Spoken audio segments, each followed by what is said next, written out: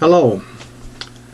I'm speaking to you straightforwardly to provide you with information that I truly believe needs to be brought to your attention. A great many people in this world currently live under an economic system that's called capitalism. It's worthwhile to remind you at this time that capital is another name for money. These terms are often used interchangeably. Therefore, in very common and plain language, we live under an economic system that is, for all practical purposes, called moneyism.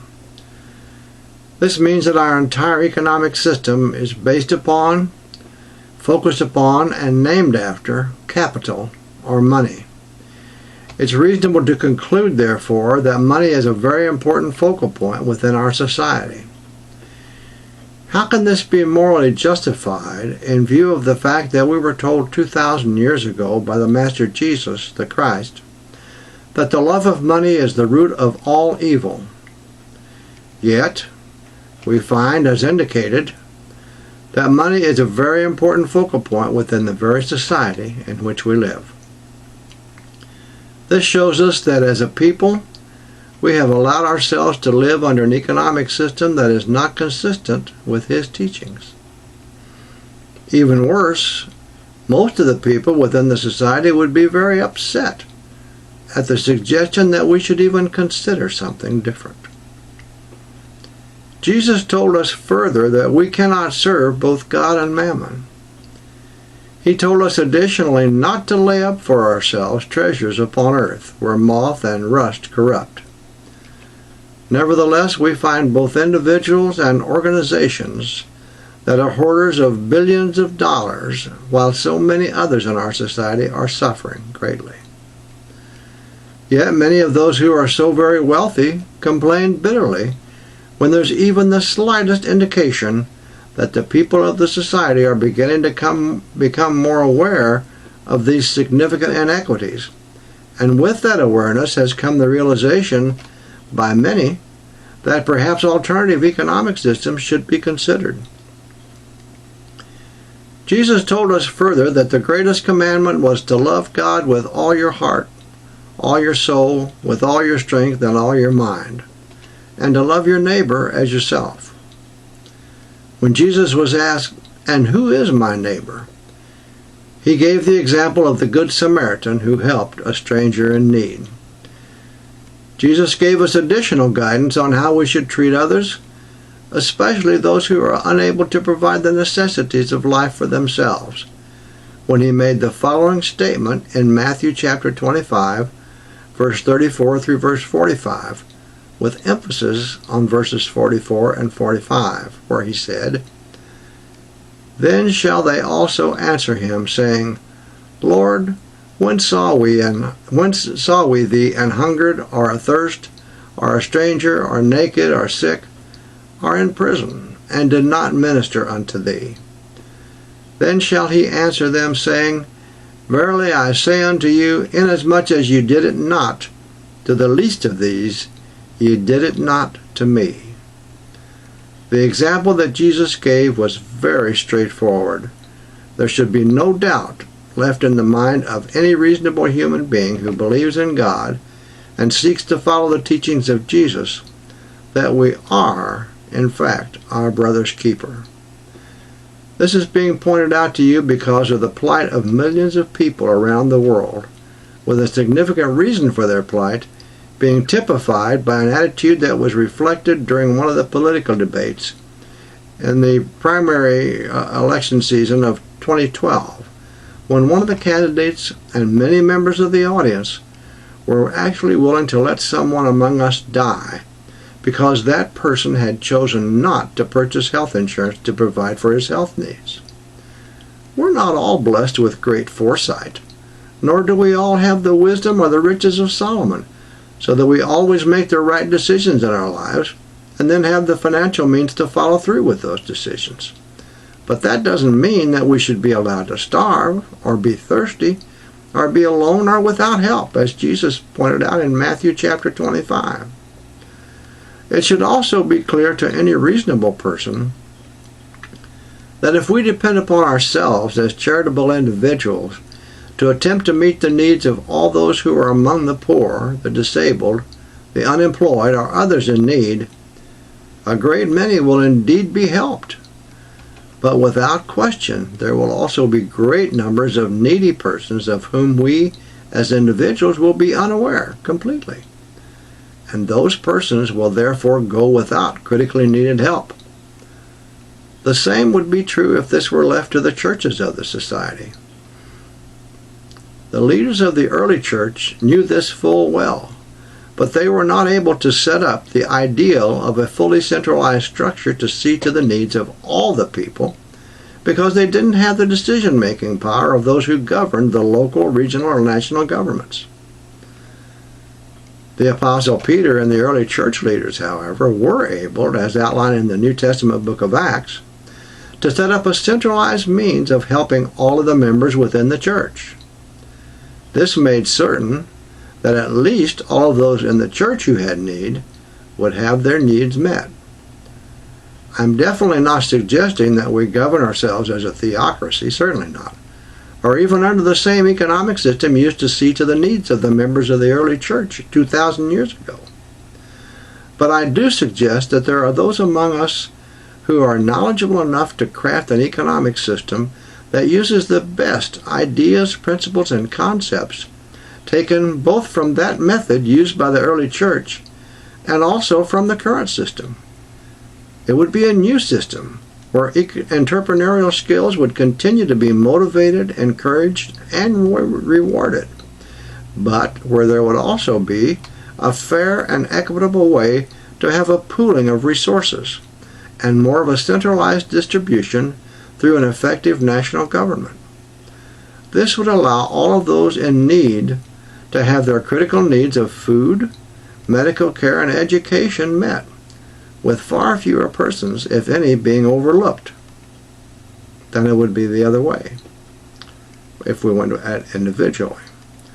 Perhaps some consideration should also be given to the creation of an equitable allowance made for individuals who may also need help with housing, and in some instances even clothing.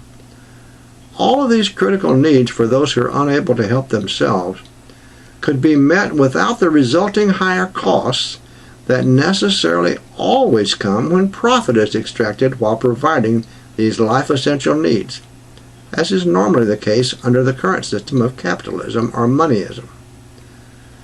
Most importantly, such a new system would place the highest priority on the needs and well-being of the people.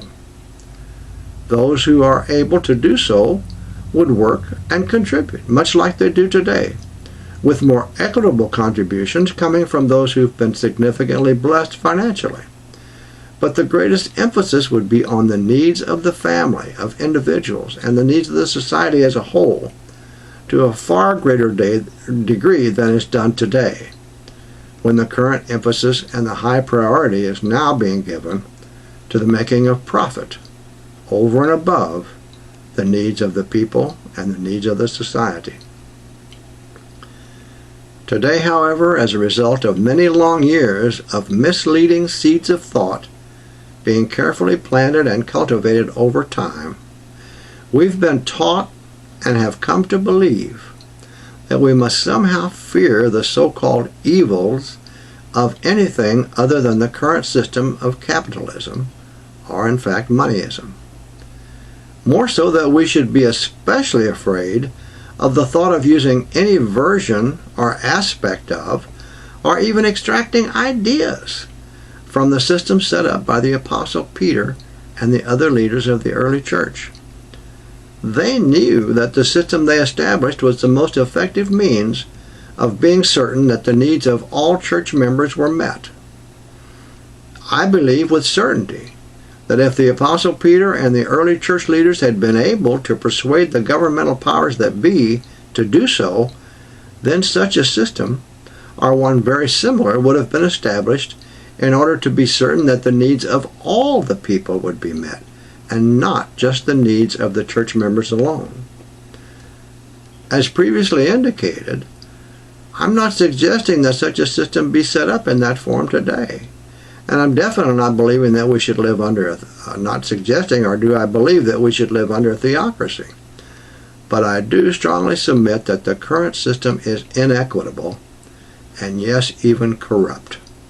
Primarily because it's designed, including the tax structure and many of the laws, to provide most of its benefits to the wealthy and to the corporate structure in which they are so heavily invested. Meanwhile, the poor and the middle class, or more properly the average working family, are too often left to fend for themselves. That's not right. An economic system that uses the best principles and ideas of both approaches, and one that is designed to be fair to everyone, is far more desirable.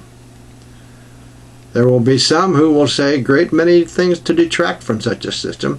In fact, they will say that such a new approach punishes success and rewards what they might regard as failure. They say this because a lack of understanding, or perhaps even greed, has clouded their vision, so they're unable to see that this approach instead shows humankind coming together to work for the greater good of all. People with this same kind of thinking also claim that Social Security in the United States and unemployment compensation and other such programs would destroy our country. They railed against those programs, but of course they were wrong. Nevertheless, these same people have been working with alarming success for many years to dismantle the social safety nets that have been set up to help the poor, the unemployed, the disabled, and the elderly, and others in need. What a horrific thing to do.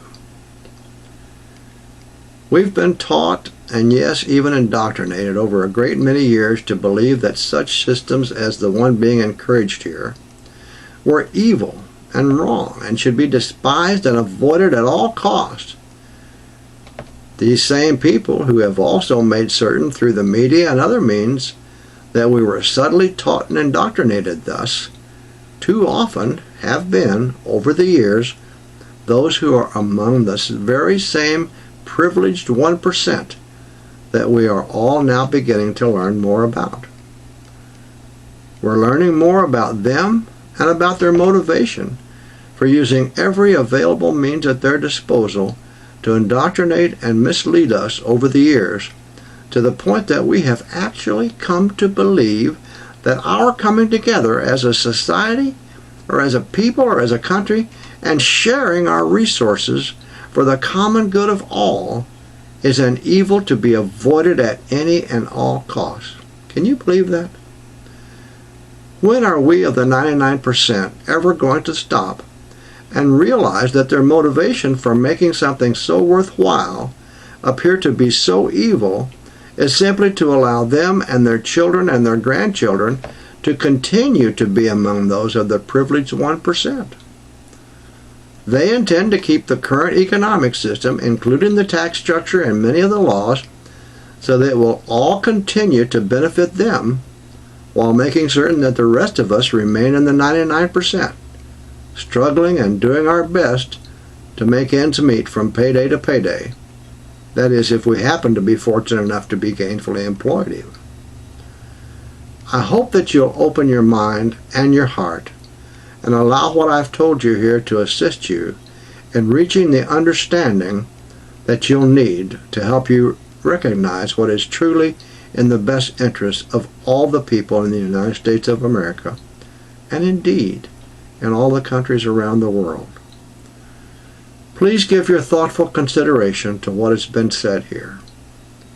Perhaps you may find yourself beginning to see some things differently than you did before.